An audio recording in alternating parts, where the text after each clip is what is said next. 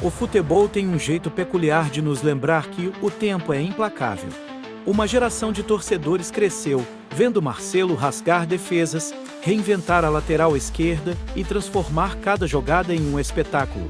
Hoje, aos 36 anos, o craque que fez história no Fluminense e se tornou lenda no Real Madrid anunciou sua aposentadoria. Não há como negar. O adeus de Marcelo representa muito mais do que a despedida de um jogador. É o fim de uma era. Marcelo Vieira da Silva Júnior nasceu para jogar futebol. Criado em Xerém, a fábrica de talentos do Fluminense, o lateral esquerdo subiu ao profissional em 2005 e logo mostrou ao que veio. No ano seguinte, foi eleito o melhor lateral esquerdo do Campeonato Brasileiro, chamando a atenção do gigante espanhol Real Madrid. E foi lá, no Santiago Bernabéu, que seu nome entrou para a eternidade. Foram 16 anos defendendo as cores merengues. Durante esse período, Marcelo acumulou títulos, recordes e histórias que fazem dele um dos maiores laterais esquerdos de todos os tempos. 5 Champions League, 6 La Ligas, 4 Mundiais de Clubes, 2 Copas do Rei, 3 Supercopas da UEFA.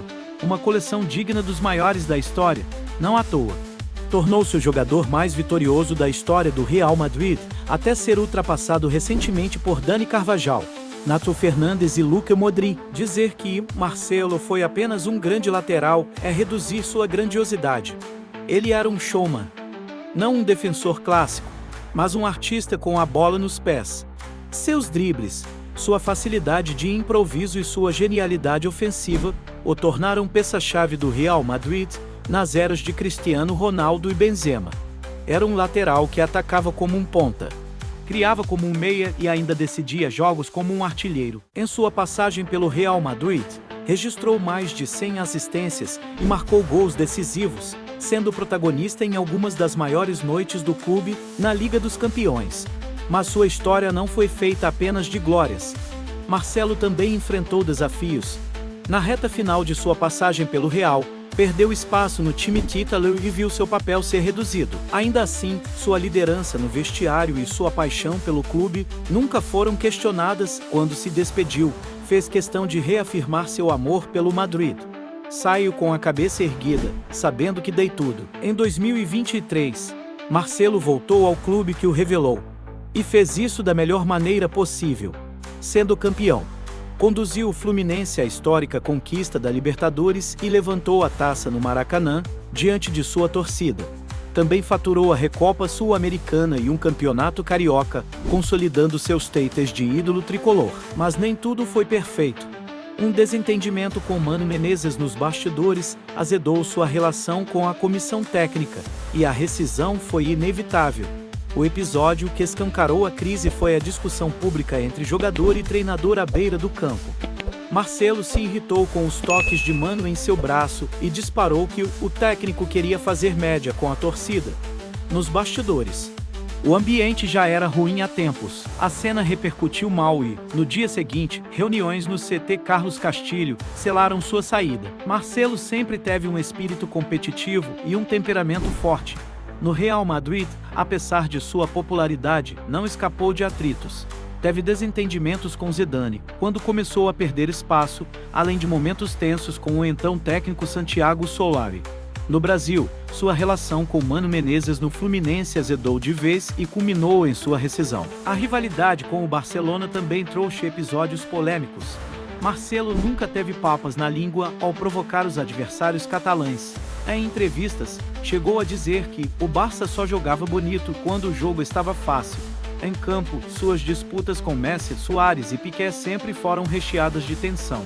Houve até momentos de empurra-empurra e discussões acaloradas em clássicos históricos. Outro episódio marcante aconteceu durante a Copa do Mundo de 2018, quando o lateral foi alvo de críticas pesadas da imprensa brasileira. Após a eliminação da seleção para a Bélgica, Marcelo foi acusado de ser muito ofensivo e pouco marcador.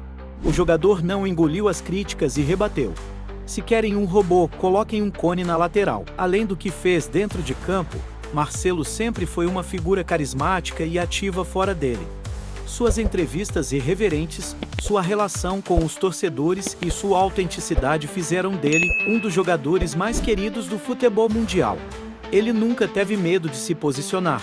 seja contra técnicos, dirigentes ou até mesmo a própria imprensa. Seu impacto vai além das 4 linhas. Marcelo ajudou a modernizar a posição de lateral esquerdo, servindo de inspiração para uma nova geração de jogadores. Hoje, nomes como Alphonso Davies, Rio Hernandes e Nuno Mendes seguem a escola do brasileiro, ofensivos, habilidosos e imprevisíveis. Agora que pendurou as chuteiras, o que o futuro reserva para Marcelo? Muitos apostam que ele pode seguir os passos de ex-companheiros como Xabi Alonso e Raul, iniciando uma carreira como treinador. Outros acreditam que ele pode seguir no futebol como dirigente ou até mesmo investidor. Independentemente do caminho que escolher, seu legado está garantido. Marcelo não foi apenas um jogador. Foi um ícone, uma referência e um dos grandes artistas do futebol moderno. O adeus é inevitável, mas seu impacto será eterno. A verdade é que o futebol perde um de seus maiores personagens. Marcelo não era apenas um lateral.